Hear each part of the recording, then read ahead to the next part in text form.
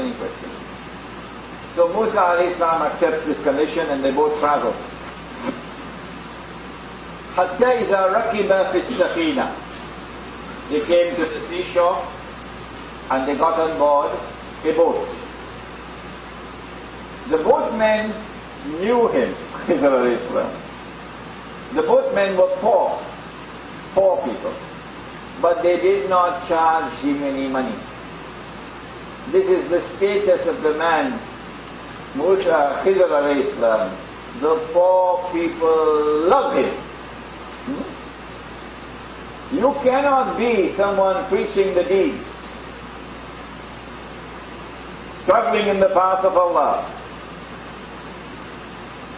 and succeed unless the poor recognize you and show their love for you. And it was the poor in Makkah who flocked to Nabi Muhammad alayhi salatu wasalam. Yes, the rich can also come to you, but the test is that the poor are attracted to you. So the poor are attracted to him. But while he was on board the boat, he took a rod or something and he burst a hole at the bottom of the boat. It's called scuttling. So Musa alayhi salam got quite angry. You've done something evil here in scuttling this boat. Why did you do it? Oh, wait a minute. Did I not say to you you're not supposed to ask any questions? Alam aqul innaka lan tastati'a ma'iya sabra. Did I not say you will not be able to show patience with me? You're not supposed to ask any questions. Musa alayhi salam says, La turhikni bima nasi. Do not condemn me for what I forgot.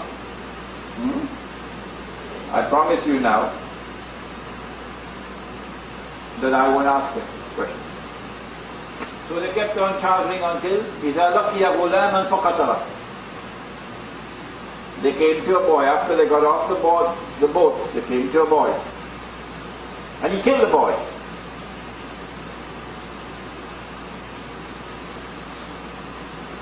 Killing a boy doesn't mean actually killing a person.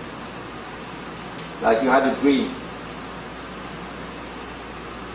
and in the dream a mad dog attacked you, and you kill the dog. It conveys a message, a symbol that you have to seek to understand. So he killed the boy. Now Musa even more vexed. Why have you done that? This boy has done nothing wrong. How can you take a soul who's not taken any other soul? This is something evil you've done. Why did you do it? Khidr alayhi salam responds, Alam akul laka innaka lan tastati'a ma'iya sabra. Did I not say to you? Now this is more emphatic than the first time. Didn't I tell you, you will not be able to show patience? This time Musa replies and says, إِن سَأَلْتُكَ عَنْ شَيْءٍ بَعْدَهَا. If I ask you any more questions, فَلَا تُصَاحِبْنِي. You could send me packing. If I ask any more questions. Then they came to a town. طعامها. They came to a town. فإذا استطعما فأبوا أن يضيفهما فوجد فيها جدارا يريد أن ينقض فأقامه. They came to a town and they asked us travelers for some food, some hospitality. But the people of this town are very inhospitable, and they refuse all hospitality to them. Hospitality is at the very heart of the religion of Ibrahim alayhi salam. Whoever is not hospitable has lost the religion of Ibrahim alayhi salam. The Arabs, no matter how foolish they behave, the Arabs are a people who are extremely hospitable. Even the poorest of the Arabs will share with you whatever he has, because hospitality for him is a part of his honor. That hospitality which is there amongst the Arabs is a sign that the religion of Ibrahim alayhi salam is still with them. They came across a wall in that time which was collapsing.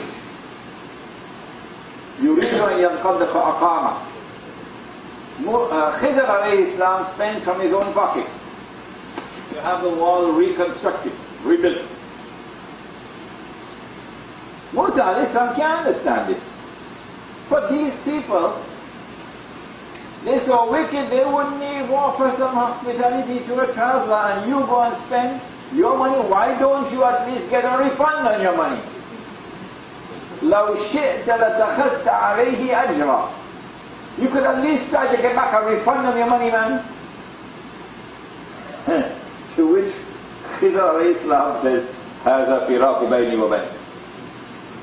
This is the parting now between me and you. Now you will not be allowed to travel with me anymore.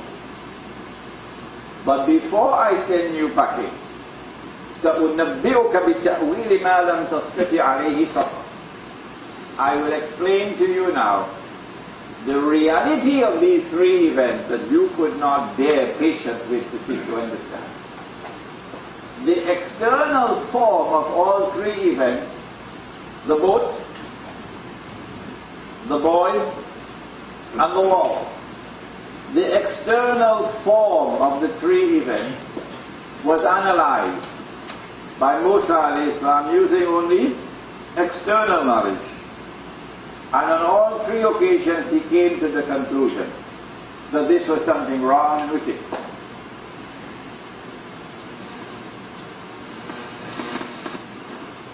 And you pay a terrible price when you make that mistake. Khidr alayhi salam now explains the internal reality that you could not know without knowledge from Allah directly. In the first case, the boat, فأما السفينة فكانت المساكين يعملون في البحر. It belonged to masakin, plural of miskin, poor people.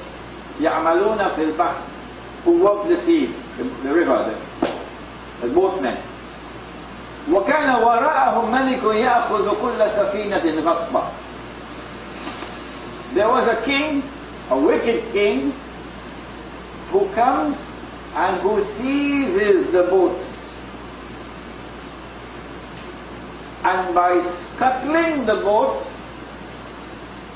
I ensure that the king would leave it behind, would not take it. And when the king was gone, then these poor fishermen could now repair their boat. And so what appeared to you to be something bad was in fact something good. You were mistaken in your judgment. Sura Kehf is teaching us now in this story, teaching us how to deal with the Dajjal. About the boy, وَأَمَّا الْغُلَامِ فَكَانَ أَبَوَاهُ مُؤْمِنَيْنِ. His parents were believers. فَخَشِينَا أَن يُرْهِقَهُمَا طُغْيَانًا وَكُفْرًا. But this boy was going to grow up into someone so godless and so wicked. He would have been a plague for his parents, and he could have destroyed their faith. فَأَرَدْنَا أَن يُبْدِلَهُمَا رَبُّهُمَا خَيْرًا مِنْهُ زَكَاةً وَأَقْرَبَ رُحْمًا. I killed him because I desired that Allah should replace him with a better son, who would be pleasing to the eyes of the parents and a source of kindness and rahmah for them. وَأَمَّا الْجِدَارِ, and insofar as that wall is concerned, فَكَانَ لِغُلَامَيْنِ يَتِيمَيْنِ فِي الْمَدِينَةِ. There was something which belonged to two orphans of the town. وَكَانَ تَحْتَهُ كَنْزٌ لَهُمَا. Beneath this wall was a treasure which was buried underneath the wall, which belonged to these two orphans of the town. وَكَانَ أَبُوهُمَا صَالِحٌ. And the father of these two orphans, the father who eventually died, was Salih, a righteous believer. He was dying. He couldn't find an honest, trustworthy person in the whole town with whom he could leave his wealth. Please protect this wealth, keep it until my children grow up, my orphan children grow up, and when they grow up, give it to them. Since he could not find anyone in the town, Sura Kehf is saying that Dajjal will eventually cause mankind to become like this. You ain't going to be able to find one honest man. No. One trustworthy person. No. فَأَرَادَ رَبُّكَ أَن يَبْلُغَ أَشُدَّهُمَا. Allah wanted that the young men, the boys, should grow up to manhood. وَيَسْتَخْرِجَ كَنْزَهُمَا. And when they grew up to manhood, they should be able to get their wealth that their father had left for them. And this is why Allah ordered Khidr alayhi salam to rebuild the wall. Rahmatan min Rabbi. This was an act of kindness from your Rabb. وَمَا فَعَلْتُهُ عَنْ أَمْرِي. I didn't do this on my own accord. It is Allah who ordered me to do it. ذَلِكَ مَا. This is what you could not understand about these three events.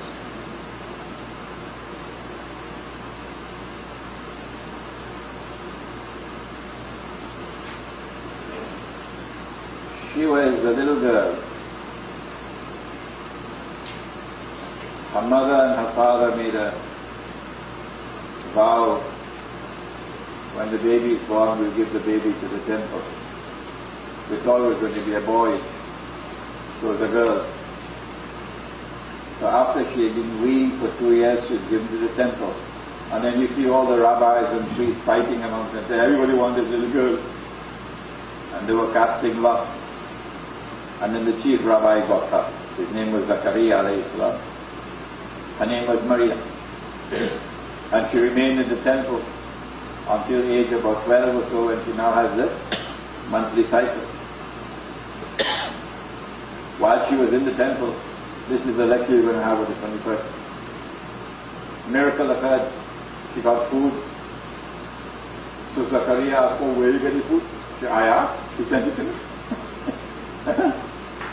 I asked, he sent it to me. And lucky her. So she's famous. All over the land she's famous. She's pious, she's learned, and she's famous. She's virtuous. When she reaches that period of time when she's becoming a woman now, she can no longer remain in the temple, so she sent back to her mother's home. Now she's about 13 years of age. And then the angel comes to her in the form of a man. Says, Mary, you're going to have a baby boy. She says, how can I have a baby boy when no man has ever touched me? No, it's a matter decreed by Allah. And then the angel told her that baby is going to be the Messiah. So she knew it. When she had reached that stage where it was externally visible now, she left. And then the baby was born in a place in the east. And then she came back with the baby. When she came back with the baby, Allah is testing. This is a test. 1 eye and 2 eyes. Appearance and reality. Appearance and reality. They judged based on appearance, the rabbis. And they said she had committed fornication.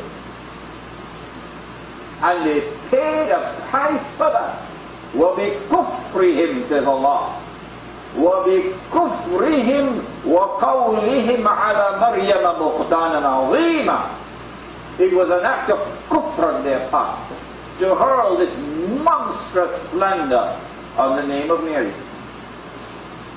That was the appearance. The reality was no. For the first time in history, a virgin mother